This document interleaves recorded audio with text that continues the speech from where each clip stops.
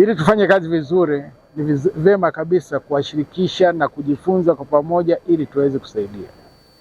Tunahitaji kampeni hii iwe ni endelevu.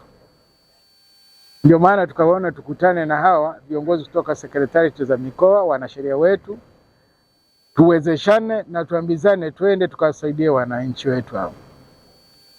Mpaka tunafika kampeni hii mwezi wa 6 mwaka jana, tulikuwa tumepata wananchi tuliowasaidia milioni 4.1. Lakini hata hivyo tukagundua kwamba kuna migogoro mingi kweli kweli katika eneo la ardhi. Changamoto ni kubwa. Kwa hiyo inahitaji ushiriki wa karibu wa wenzetu kutoka serikali za mitaa, kwa sababu wako karibu na wananchi. Lakini pia mirathi. Lakini pia kwenye ndoa.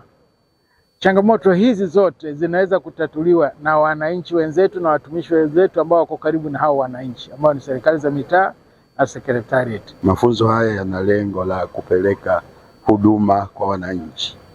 Tulikuwa na kampeni ipo kwenye ngazi ya kitaifa, sasa tunairejesha kwa wananchi kule chini ili tuweze kuisimamia kwa ufasaha zaidi, lakini tuweze kuwafikia wananchi kwa urahisi zaidi.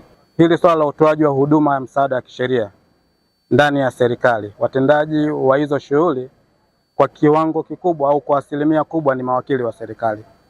Sasa tumekuja kushiriki kwenye haya mafunzo kwa ajili ya kuendelea kutujengea uwezo na kufanya tathmini ya ile kampeni ambayo imefanyika, kampeni ya Mama Samia Legal Aid Campaign ambayo imefanyika. Ni kampeni ya miaka 3 na mwaka huu ndio tunakwenda mwaka wa mwisho, mpaka mwezi Februari.